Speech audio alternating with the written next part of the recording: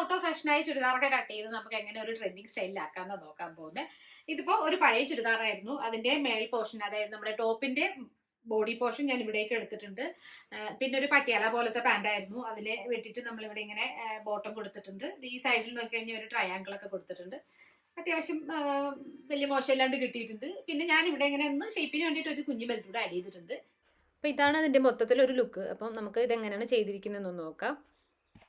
ഈ ടോപ്പിൻ്റെ നെക്ക് പോർഷനാണ് ഞാൻ ഇവിടെ ഡ്രസ്സിൻ്റെ ബോഡി ആയിട്ട് എടുത്തിരിക്കുന്നത്. അതിന് വേണ്ടിയിട്ട് സ്ലീവ്സ് ഞാൻ കട്ട് ചെയ്തെടുത്തിട്ടുണ്ട്.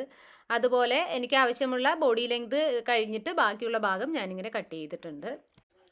അതുപോലെ പാൻറ്റിൻ്റെ ഈ പ്ലെയിൻ ആയിട്ടുള്ള വേസ്റ്റ് ഏരിയ കട്ട് ചെയ്ത് മാറ്റിയിട്ട് അതിൻ്റെ കലി പോർഷൻ ഞാനിങ്ങനെ സെൻറ്ററിൽ നിന്ന് ഓപ്പൺ ആക്കി കട്ട് ചെയ്തെടുത്തിട്ടുണ്ട്. പട്ടിയാലയുടെ വേസ്റ്റ് പോർഷൻ ഒഴിവാക്കിയിട്ട് നമ്മൾ ഈ ലെഗ് പോർഷനാണ് സ്കേർട്ടിനായിട്ട് യൂസ് ചെയ്യുന്നത്. ഇപ്പോൾ ഇതിൽ അത്യാവശ്യം നല്ല വിഡ്ത്തുള്ളത് കാരണം നമുക്കിത് ഫുള്ളായിട്ട് നല്ല ഫ്ലെയർ ആയിട്ട് യൂസ് ചെയ്യാൻ പറ്റും. അപ്പോൾ ഈ ബോട്ടത്തിൻ്റെ താഴത്തെ പോർഷനിൽ നിന്നാണ് നമ്മൾ വേസ്റ്റിൻ്റെ പോർഷൻ കട്ട് ചെയ്യാൻ പോകുന്നത്. അപ്പോൾ അതിന് വേണ്ടിയിട്ട് ഇതിങ്ങനെ ഫോൾഡിങ് ആയിട്ട് തന്നെ വെച്ചതിന് ശേഷം ഞാൻ ഈ ടോപ്പ് ഇതിനോടൊപ്പം വെച്ച് ഇതിൻ്റെ മെഷർമെൻ്റ് ഒന്ന് അളന്ന് നോക്കുന്നുണ്ട്. മാർജിനും കൂടി കവർ ചെയ്യുന്നതിന് വേണ്ടിയിട്ട് ഈ ടോപ്പ് ഞാനൊന്ന് മറിച്ചിട്ട് എടുക്കുന്നുണ്ട്. ഇനി നമുക്ക് ഇതിൻ്റെ വിഡ്ത്തിനനുസരിച്ചിട്ട് ഈ വേസ്റ്റ് ലൈൻ ഒന്ന് കട്ട് ചെയ്തെടുക്കാം.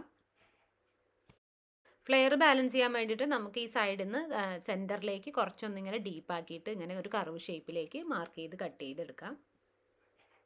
ഈ ടോപ്പിൻ്റെ സ്ലീവ് ഞാനൊരു പ്ലെയിൻ സ്ലീവാണ് കൊടുക്കുന്നത്. അപ്പോൾ അതിൻ്റെ താഴെ ഒരു ബാൻഡായിട്ട് കൊടുക്കുന്നതിന് വേണ്ടിയിട്ട് ഇപ്പോൾ ഈ കട്ട് ചെയ്തെടുക്കുന്ന ഈ പീസ് ഞാൻ മാറ്റി വെക്കുന്നുണ്ട്.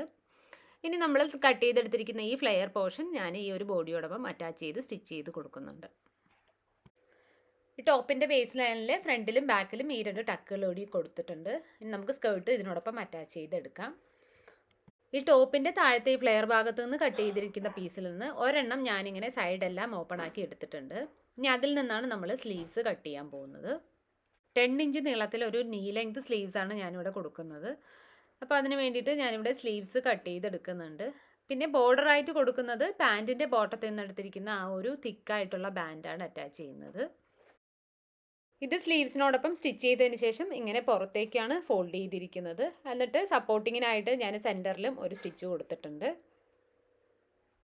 ഇവിടെ 2 സ്ലീവ്സും ഞാൻ അറ്റാച്ച് ചെയ്ത് കൊടുത്തിട്ടുണ്ട്. അതുപോലെ തന്നെ സ്കേർട്ടിൻ്റെ സൈഡ് പോർഷനൊക്കെ സ്റ്റിച്ച് ചെയ്തെടുത്തിട്ടുണ്ട്.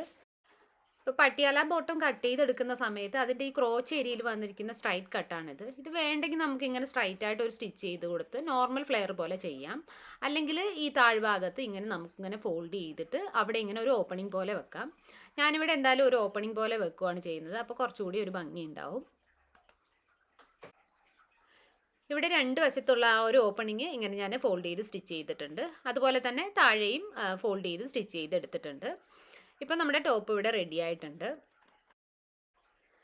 പിന്നെ നമ്മുടെ കയ്യിൽ ബാക്കിയുള്ളത് ടോപ്പിൽ നിന്ന് കട്ട് ചെയ്തെടുത്തിരിക്കുന്ന ഈ ഒരു പീസും പിന്നെ 2 സ്ലീവ്സും പാൻറ്റിൻ്റെ ഈ ഒരു പീസുമാണ്. അപ്പോൾ ഇതുകൊണ്ട് പുതിയൊരു ഐറ്റവുമായിട്ട് നമുക്ക് അടുത്ത വീഡിയോയിൽ കാണാം. അതുവരേക്കും എല്ലാവർക്കും ബൈ ബൈ.